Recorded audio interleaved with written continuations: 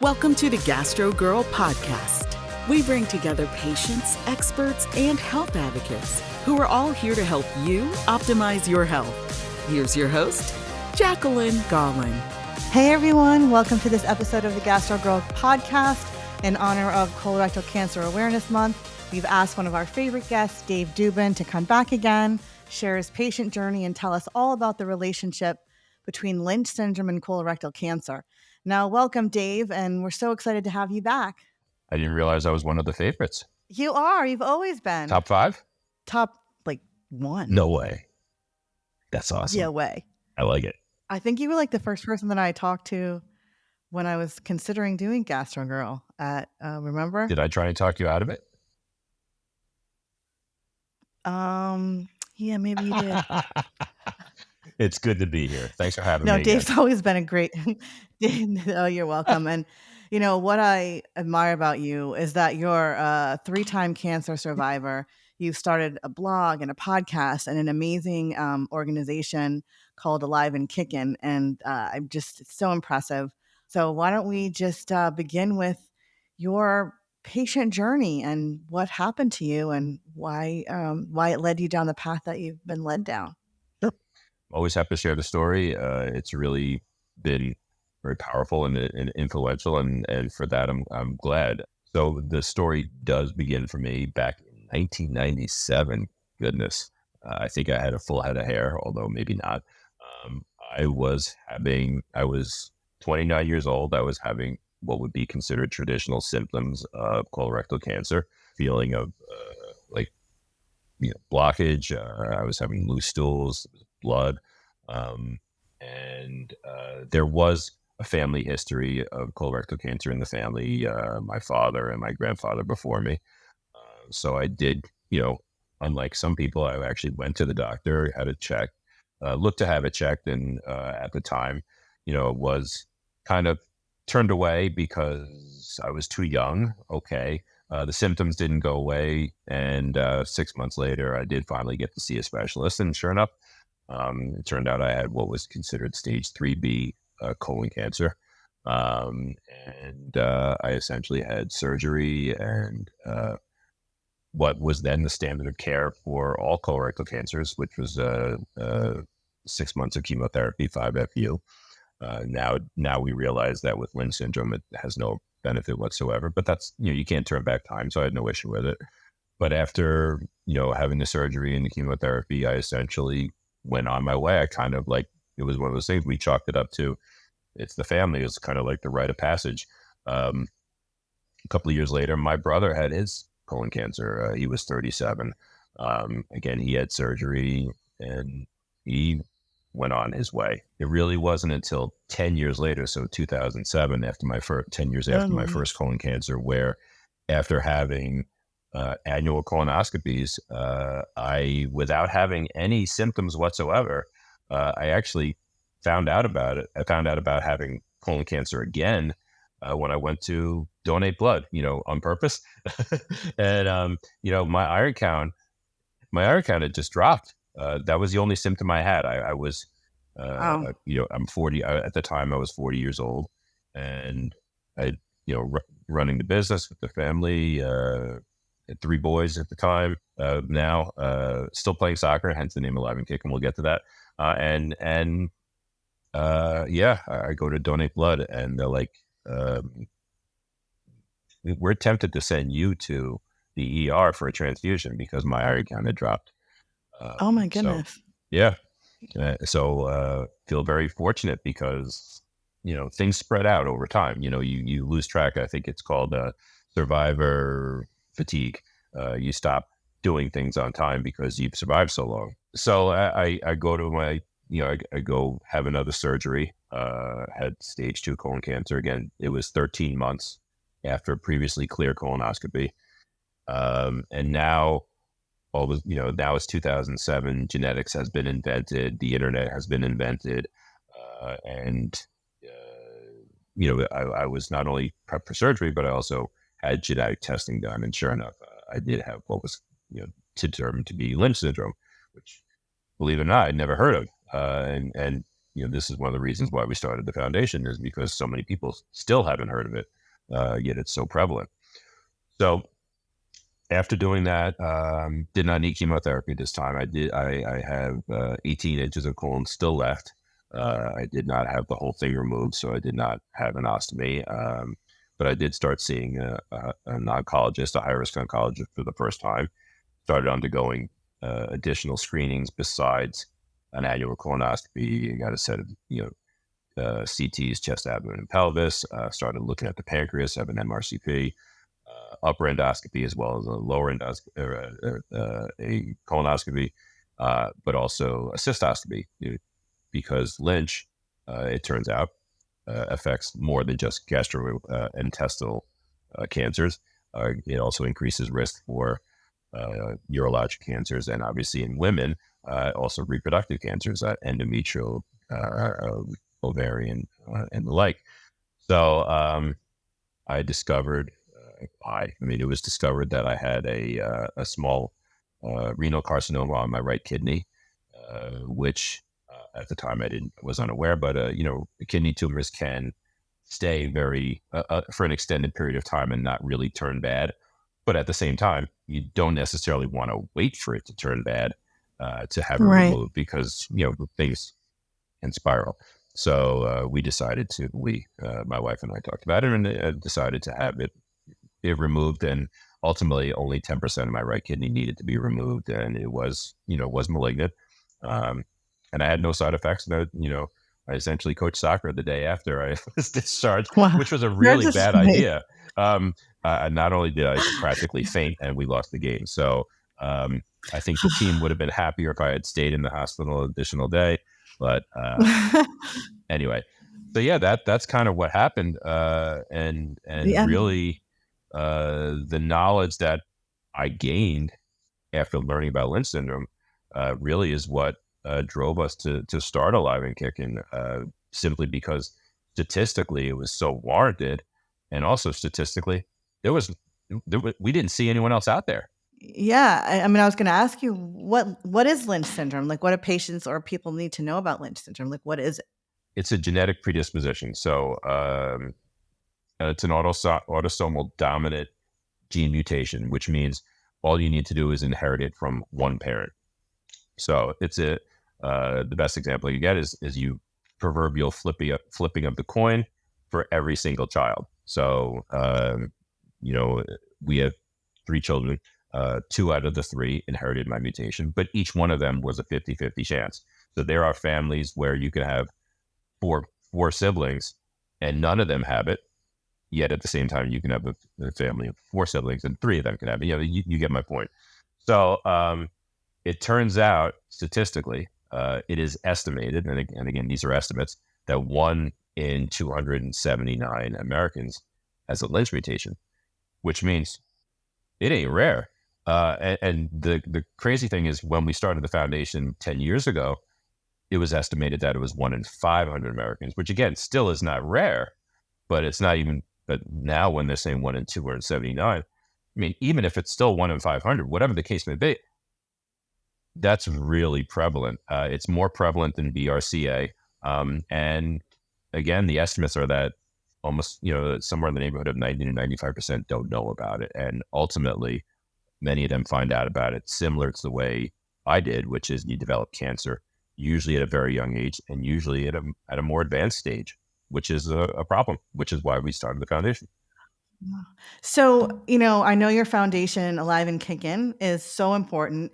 And the mission is to not only educate about what Lynch syndrome is, correct?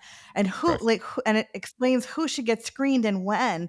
And I think, a great example is probably in your own family, your boys. Like, you knew that you had this genetic predisposition because you took a genetic test. Right. And so if family members, they may not know this, but who should get screened, and what does the screening involve? So the genetic testing has evolved over time, and when I say over time, it's very quickly, because realistically, it's still called next generation sequencing, but it's barely 20 years old.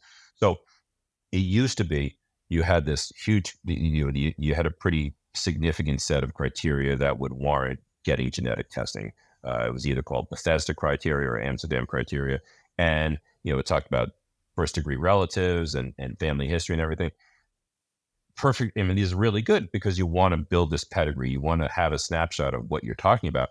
But fortunately, I guess the best way to put it is over time, the cost of running testing has become so much less expensive and so much broader that you can run a huge test on people now for a couple of $100, whereas back in my day, back when I got tested, 15 years ago, it was $25,000, and you had a couple of genes if you were lucky, and they weren't doing broad testing. So I look at that as a good thing. So the rule of thumb tends to be obviously first degree relatives, history of various cancers. But the job of working with a genetic counselor or a physician who is familiar with this is building that pedigree, because you can have a family where cancer doesn't happen. So to give it an example, like I said, you could have a family where multiple siblings have the mutation. You can also have a family where a parent who doesn't know they have the mutation never gets cancer. So having Lynch syndrome does not mean, it's not a guarantee that you will get cancer. The percentages are statistically higher. So in the case of Lynch syndrome, especially what I have with MLH1, it's up to an 80% chance of developing colorectal cancer in your lifetime, usually at a young age. Again, I was 29. Endometrial cancer, up to 60% chance. Okay. But it doesn't guarantee it's going to happen. And it doesn't guarantee it's going to happen more than once. But again, these are all percentages, and research and data is being generated literally as we're speaking.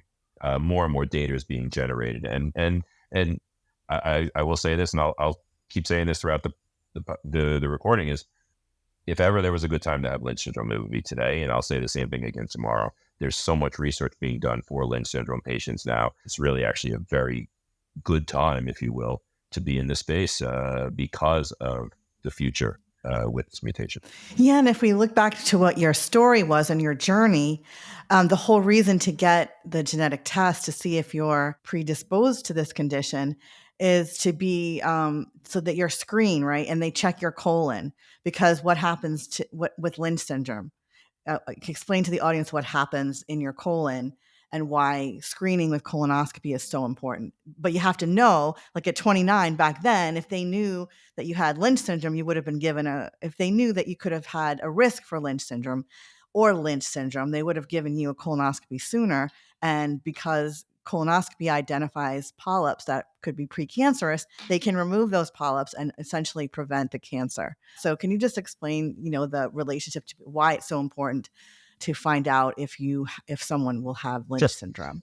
So you're typically, and you've done enough of these interviews that you probably know that you're a typical polyp in a normal person, and I'm not saying I'm normal in any capacity. A normal person, a polyp will take several years to turn malignant. Some estimates have it well over 5 years to close to 10 years. Okay. In the Lynch syndrome space, because it's a mismatch repair deficiency gene mutation, those polyps tend to become malignant significantly quicker.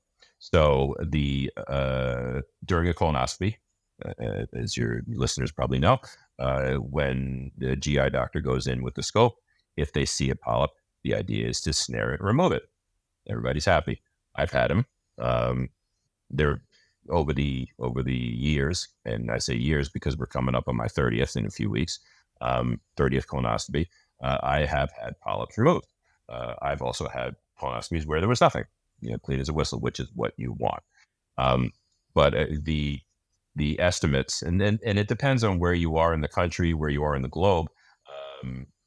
Those of us with Lynch syndrome typically will have a colonoscopy every 1 to 2 years. In Europe, I think it's every 3 years, and then an upper endoscopy probably every 3 years or so.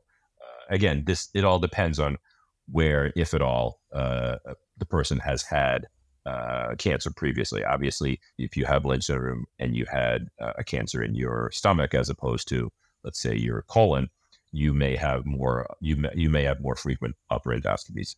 So you get my point. Wow. So what happens to a patient? Like, what is the journey like once they find out that they do have Lynch syndrome? Like, what does that look like? How do you manage that? How do you deal with it day to day? Like, what could they expect? We don't want to scare people. We just want to let them know, like, realistically, this is what your life is going to be like. I mean, you've accomplished great things. Even you have Lynch syndrome, but it hasn't stopped you from doing what you want to do, essentially. You're right, and I take that very seriously. I truly appreciate the fact that I've been able to accomplish everything that I've been able to post multiple cancers. My father was the same way. My grandfather was the same way. We've all lived very productive post cancer lives, and in most cases, multiple cancers. Depending on which Lynch mutation you have, that'll determine statistics of different types of cancers. And I think this is a good thing that every year at the conferences, the genetic counselors and the geneticists and the GI doctors and the gynecological doctors, the OBGYNs and the gynecs have these discussions as to whether certain mutations should be considered part of Lynch or not. And these are good things because a lot of this, again, these are all statistics that are being gathered literally as we speak, and this is a good thing. For argument's sake, let's take my kids as an example. So my kids who have inherited my mutation go through similar screening as I do. Obviously, they have not. Not obviously, they have not had cancer yet, thankfully. But we have set them up on the same similar regimen that I go through. The one who did not inherit my mutation, theoretically normal, if there is such a thing as me producing a normal child, he will have screening as a normal person would have starting age 45, unless there's something weird. MLH1, which has some of the highest percentages when it comes to potential for colorectal cancer as well as gynecological cancers. My screening is once a year colonoscopy, pretty much like clockwork. And like I said, every 3 years or so, an upper endoscopy to go with it. If you're under anesthesia, might as well enjoy the ride. I have an annual cystoscopy, so I go to my urologist once a year to check prostate, check the bladder, because it's a very high percentage of bladder cancer. I have an MRCP to check pancreas about every 3 years. I have had a mammogram a couple of times. Again, probably every 4 or 5 years. Again, this is not a standard when it comes to Lynch syndrome. Breast cancer is not a standard cancer. It's not a cancer, but since breast cancer is so prevalent overall, kind of mixing that in is not necessarily a bad thing. And then, like I said, baseline CTs, chest, abdomen, and pelvis every several years as well. So, sorry, dermatologist. I left that out. I do go for a dermatologist once a year because Lynch syndrome does predispose for like sebaceous carcinomas, which are like a form of skin cancer. And again, most people don't know about that either. So I call them quarterly annuals with a couple other things mixed in. Forgive me. Also, if again, obviously, if I was female, you would there is an endometrial biopsy that you can go through, which, as I understand, is really harsh. There are some health systems that I know of where they've incorporated the GI and the OBGYN space so that if you're under anesthesia for a colonoscopy, you can actually have the endometrial biopsy as well.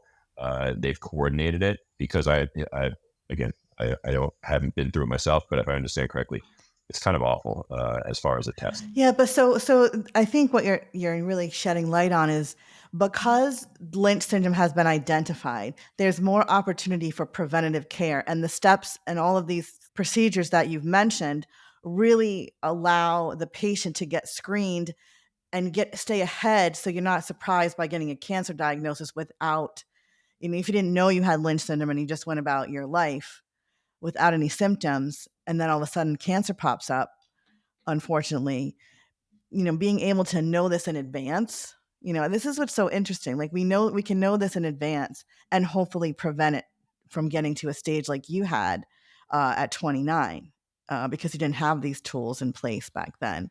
So it sounds daunting, but I think the reality is it's important and preventative. Would you agree as a patient going through this? I do. I mean, it's not easy. I don't want anyone to take it as easy. I'll be honest with you. Not a day goes by where I'm not accused of being too happy. I mean, uh, I feel like I've lived a blessed life and a very long life, and um, I make light of some of this because it's my nature. But this is not easy. Do I go to my GI doctor every year and do I think he's going to find something? I feel like an old Pontiac. Not that your listeners know what a Pontiac is, but I mean, you go in for an oil change, and you wind up needing new tires and a fan belt and all this stuff. I mean, that's you look under the hood, you don't know what you're going to find. That's the truth. But if you don't look under the hood, What are your recommendations and tips for patients who may be thinking, oh, do I need to get this screen? How do they know they need to get this test for genetic testing for Lynch syndrome? Do they talk to their gastroenterologist? Do you have any tips? Should the gastroenterologist be, singling out these patients? Like, how do they find out if they qualify for this test? I'm going to venture that your listeners are going to gastroenterologists currently. So many gastroenterologists are now comfortable with germline hereditary cancer testing. They've seen it for a number of years now.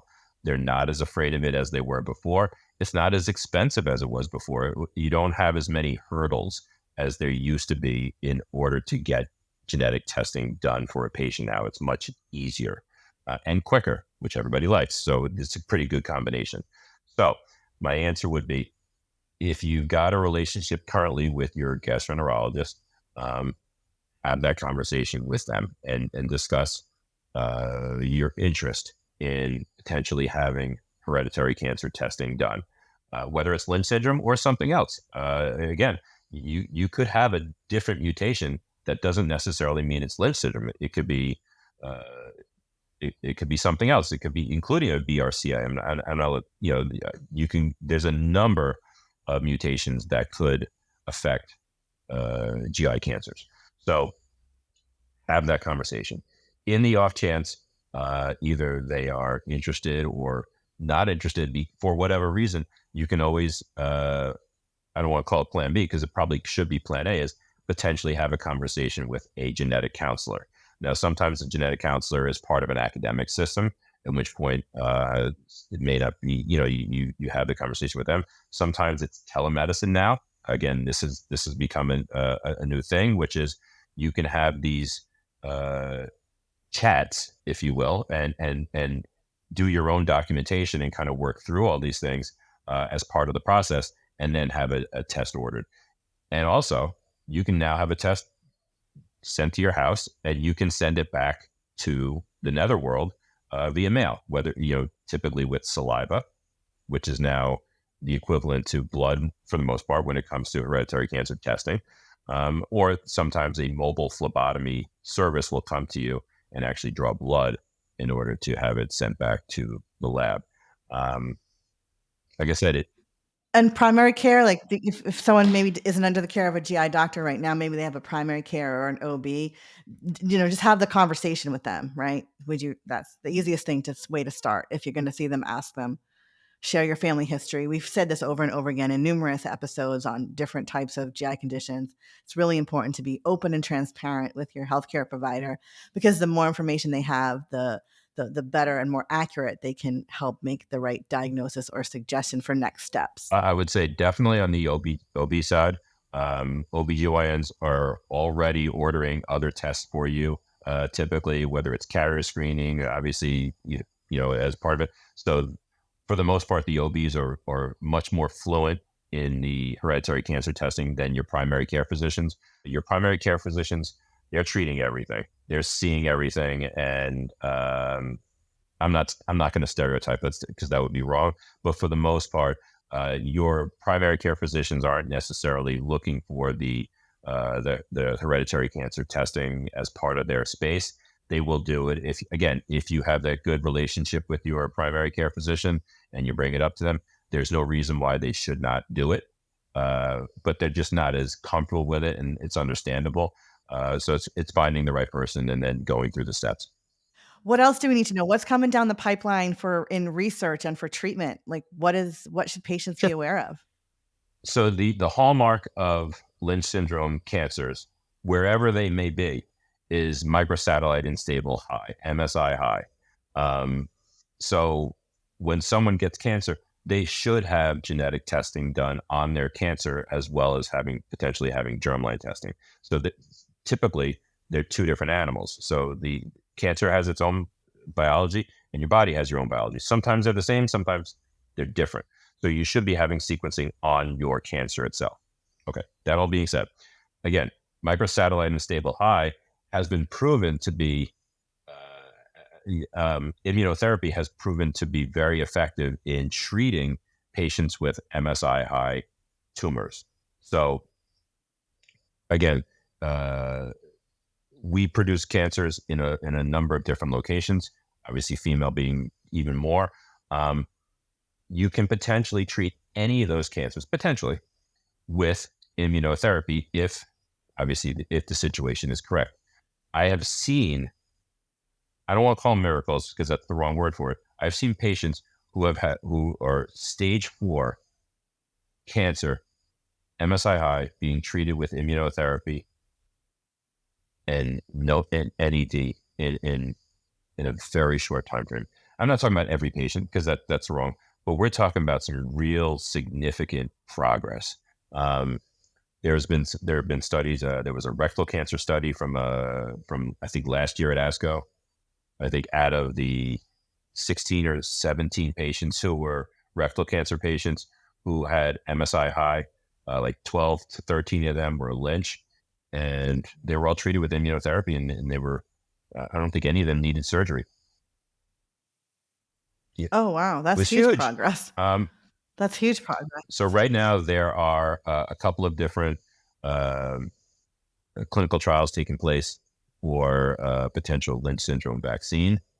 Again, I don't want to, I'm not even going to go into anything. No, but just to kind of, give people, I think the point here is that there is progress. There's research going on. There's clinical trials going on. And this is a serious health condition, genetic health condition. And there's obviously serious work going on behind the scenes. So that's really, I think, the point that you're trying to make. And I think that's a really important point. I would actually not just say behind the scenes.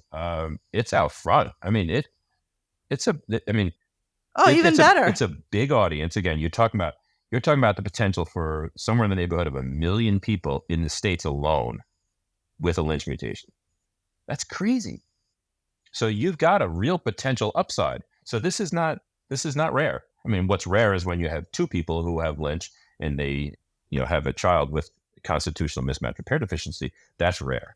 But what's not rare is one person, to be a Lynch syndrome patient. It's not rare. So again, this goes back to more people that know about it in advance, better off we're all going to be. No, that's great. Now, another important part of our conversation is the resources for patients. And I know you've done amazing with Alive and Kicking. Can you tell us a little bit about your organization, what it offers patients, the events, podcasts, if there's a newsletter people can sign up for?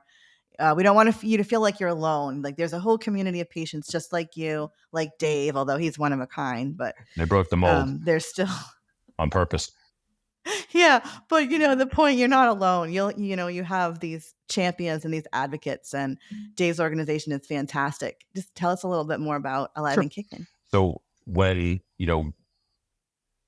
we started the foundation 10 years ago, we weren't really sure how this was going to morph, and really took a couple of years to kind of get our sea legs together. And the storytelling has really become an integral part of what we've been doing. So 5 years ago, we started what we would call the Living with Lynch patient advocacy, like the workshop there, the ambassadorship, because we wanted more people to be able to tell the story better than me, or as good as me, whatever you want to call it.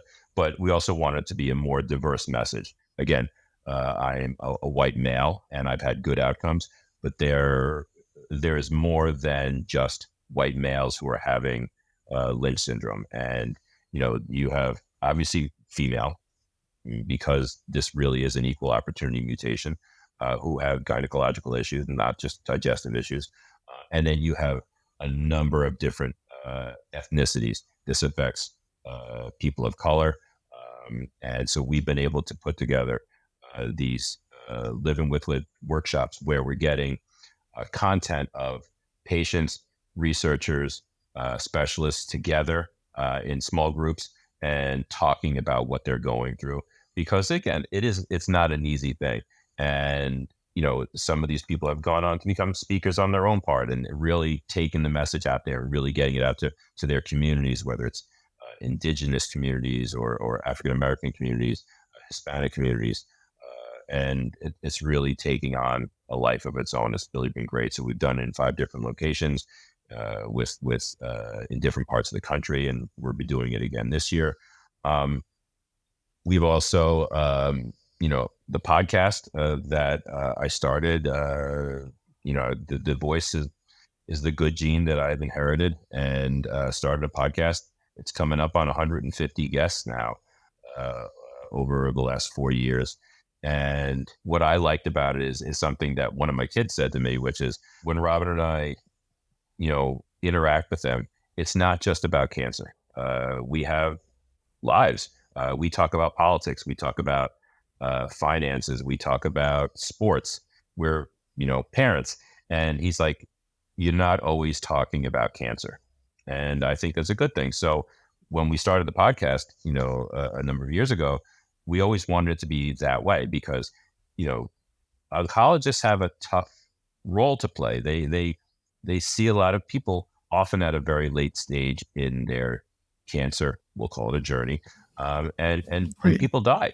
And this is their job is to care for these people and hopefully be able to turn it around so that they are able to, walk out of the office and walk out of the hospital and have long, fruitful lives. But at the end of the day, cancer is still a pretty tough killer.